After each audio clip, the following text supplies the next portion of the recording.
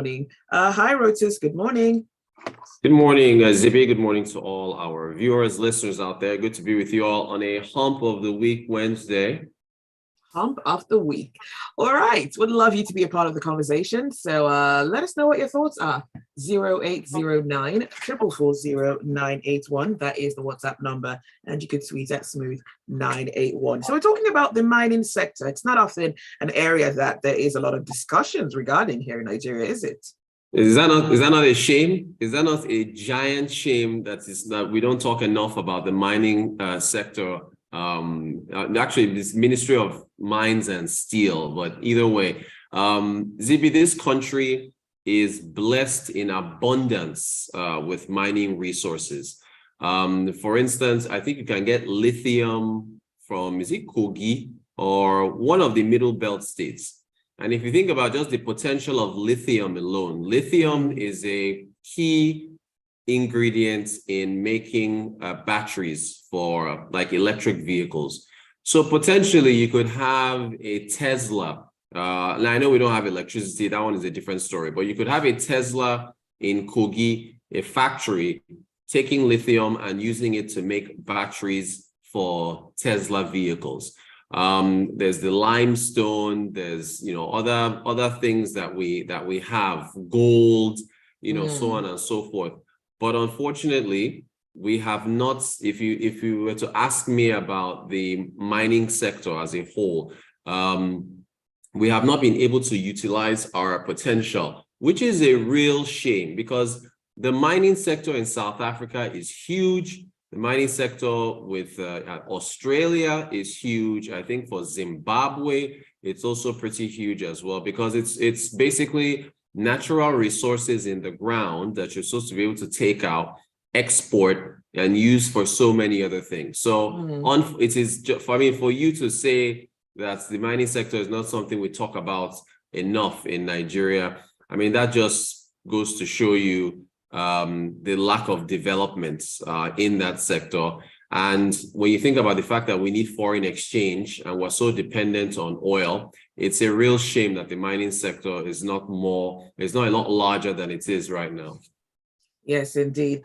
In states like Zamfara, illegal mining has been said to actually be fueling insecurity in those areas. It does seem like is that as a result of perhaps the ministry and generally the government not paying enough attention?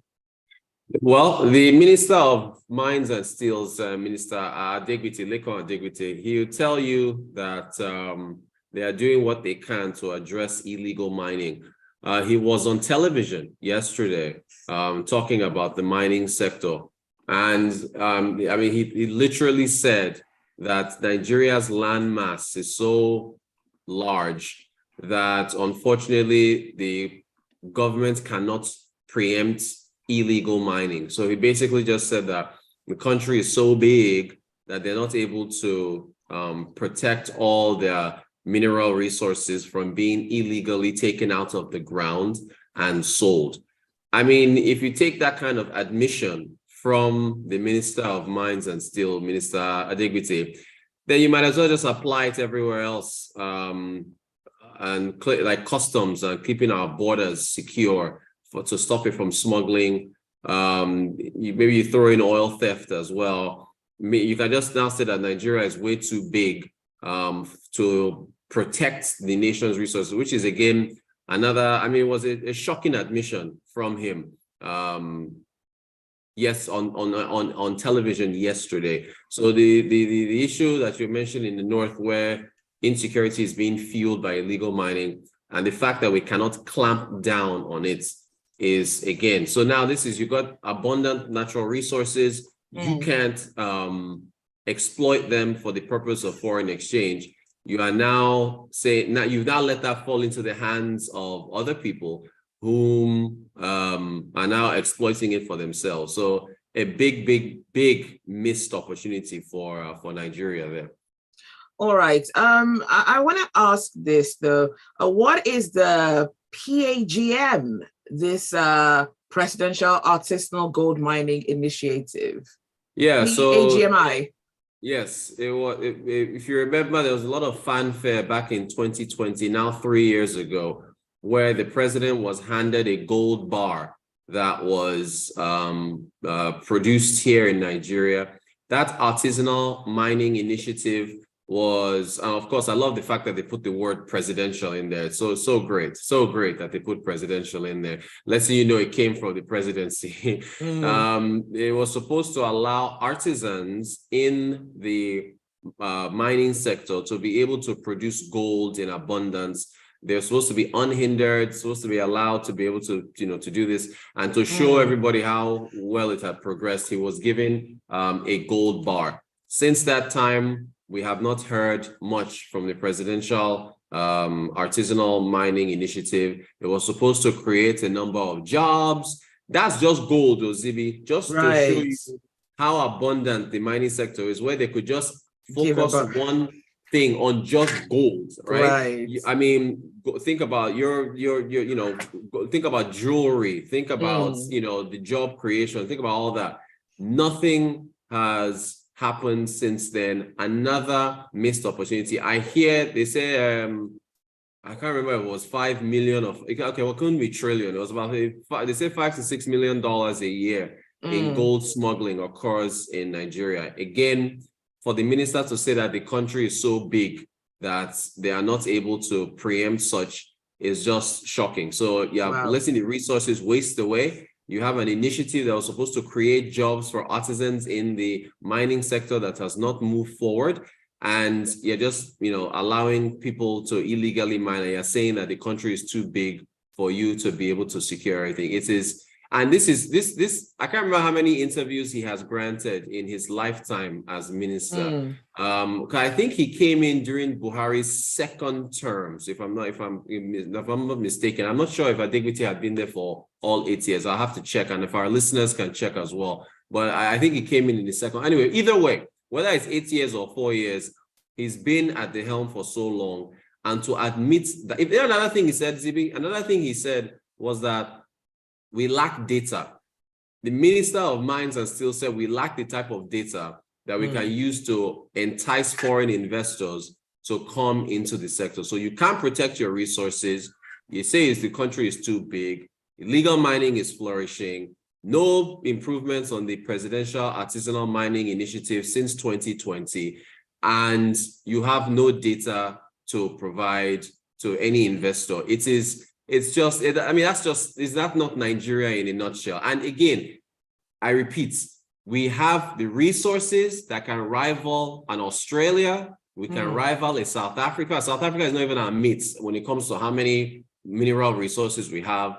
We are one of the most blessed. Zibby, just take a step back. Think of oil, think of gas, think of mineral resources. Nigeria, when people say that Nigeria has the potential to be a top 10 economy, maybe even top 5, if everything was firing on all cylinders, believe them when they say it. But just to show you the level of mismanagement, laid back attitude, this is where we are. That at the end, literally with elections next month, your Minister of Mines and Steel is on public television, international television, telling everybody he has no data on his sector and he cannot stop illegal mining. It's enough to make a human being weep. That's just where we are. Now, speaking about this ministry, Mines and Steel, what is the latest on Ajaokuta? That's another big disappointment. Ajaokuta Steel, it was built by the Russians way back when, how many years ago?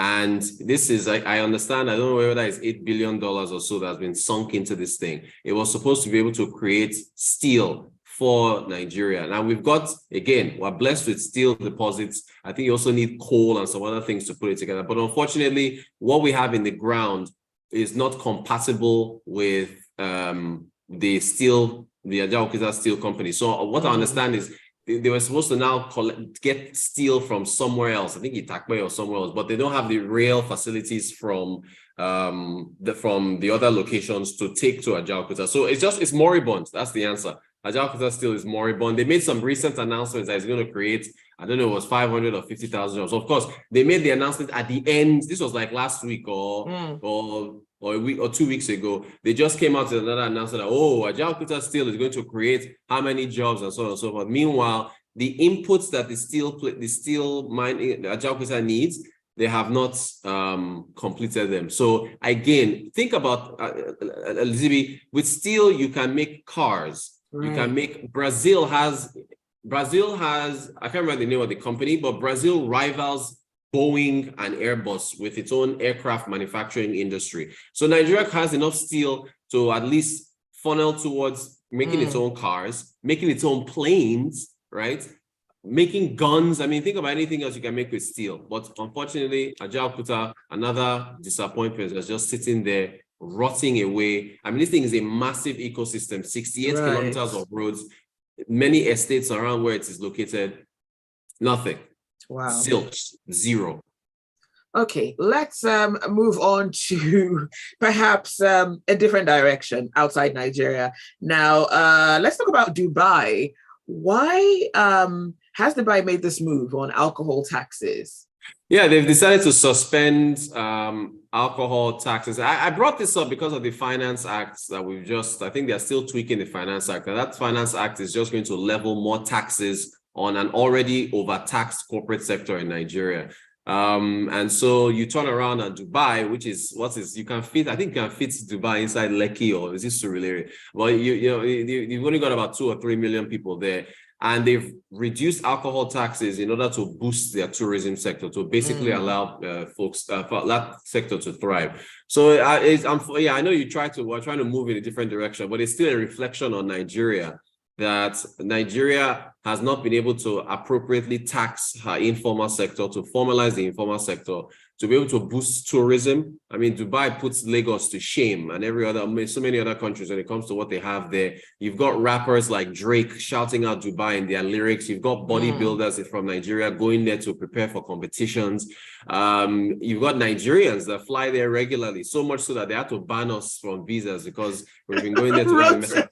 It's just, it's just Zibby, I'm just tired, man, and I don't know what we can look forward to in the this new year with a new administration. You can just cross your fingers and hope against hope, but I tell you, I'm tired, man, just tired. Okay, so do you think there are any lessons that Nigeria could learn? Of course, I mean, you so many lessons in terms of developing what you have. Ogudu Cattle Ranch, Yankari Game Reserve, all these places can rival a Dubai. We've got, we can rival any country in almost anything. And we've got the landmass, we've got the whole attractions, but we just didn't develop it. They were intentional about developing Dubai as the United Arab Emirates and turning it into what it is. They've now removed taxes on alcohol to try to boost the sector. These are lessons that are in front of you that you can, and then this is foreign exchange. If you boost tourism in Nigeria and you boost all these areas, people will fly here. Now you have to fix insecurity, but they'll fly here, spend money, boost your sector. But here we are. All right, let's take a few messages really quickly. This one is from Henry Emmanuel. I'm just going to pull that up. He says, the present minister came in the second term of President Buhari. Kayode Fayemi was in charge of the ministry. Thank you. Thank you. So it was 4 years exactly. Fayemi was, and then Fayemi went out to run for stuff. Yeah. So yes, it was he's been there 4 years. Thank you for that, Henry. Thank you. Okay, Precious from Ogba says, once worked in the local mining sector years ago, from top to bottom, regulatory agencies, state and federal government in the mining companies, there's no form of accountability. The potential is truly massive.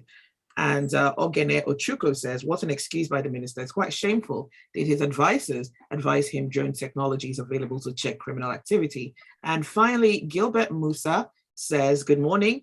We need to take environmental impact assessment seriously in Nigeria before considering extraction in the mining industry. Remember the oil spill in Ogoni land? Yes, we do. Good point. Yep. Yeah, we do. Yeah, we do. All right, that is it for Business Express. Thank you so much, Rotus, for joining us this morning. Thank you, Zibby. Thanks to everybody that sent messages. I'll see you all tomorrow. We see Rotus. Business Express.